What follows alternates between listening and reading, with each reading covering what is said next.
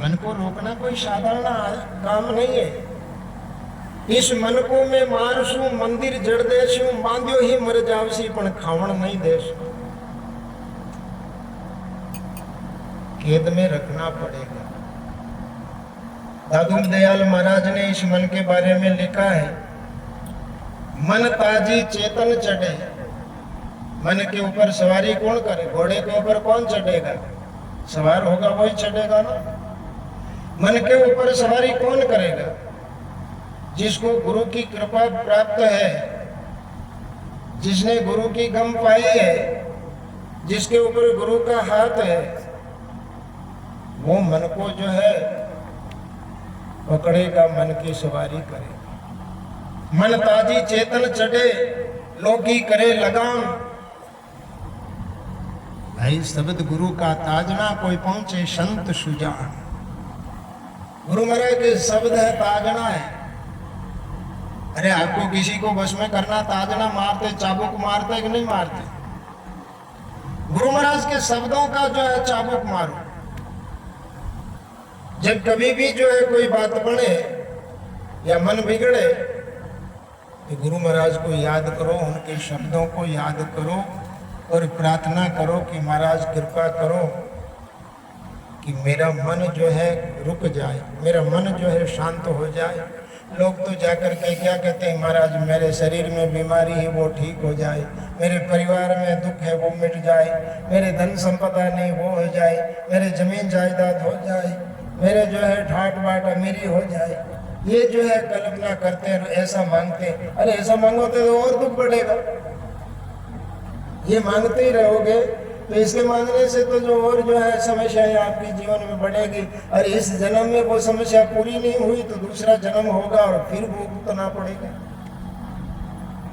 इसलिए यहाँ महापुरुष कहते हैं कि जब 40 वर्ष की उम्र आदमी की आ जाती है तो आदमी पूरा दब जाता है।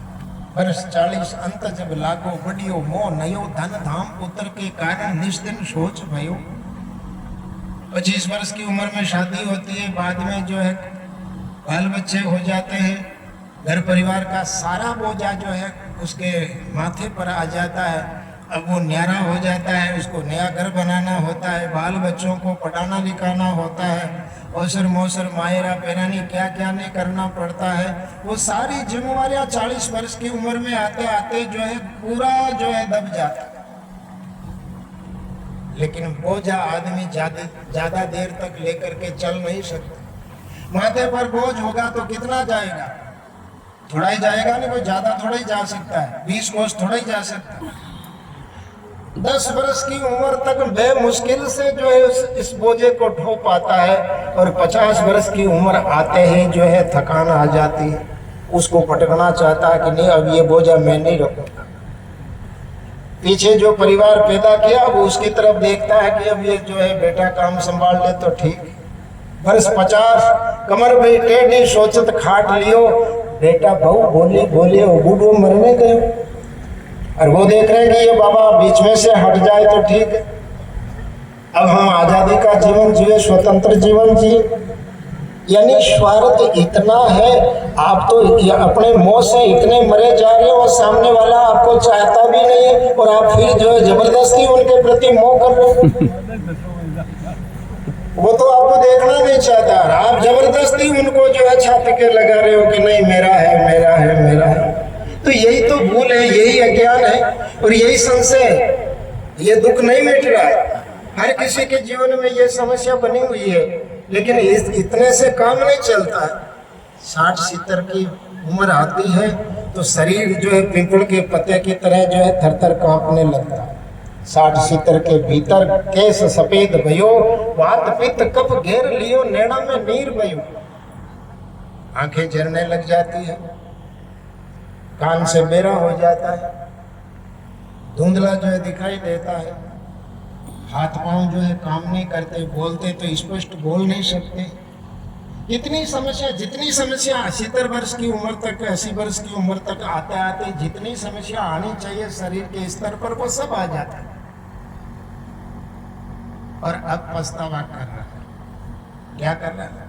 अब पछतावा कर रहा। तो कबीर साहब ने आखिर में अपनी बात को स्पष्ट कर दिया कि ये पछतावा क्यों कर रहे हो। आपने अपने जीवन में न गुरु भक्ति, नहीं संत सेवा, नहीं शुभ कर्म कियो।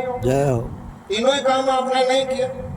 न तो गुरु की भक्ति की, न किसी साधु की सेवा की, और न कोई ऐसा जो पुण्य परमार्थ का काम में किया। तीनों ही आपसे तो कुछ बने नहीं आया। जब आपसे कुछ बने नहीं आया तो आपके जीवन की ये दशा तो होनी थी। जिस दशा में आप अभी जो है जीवन जी रहे, तो ये तो आपकी दशा होनी थी। तो कबीर साहब ने कहा, ना गुरु भक्ति, नहीं संत सेवा, नहीं शुभ कर्म की, और क्या कबीर सुनो भाई साधो, यूं चोड़ो तो छूट। जिस चोड़े को जो है पाया परमात्मा की प्राप्ति के लिए, वो चोड़ा तो आपका छूट ही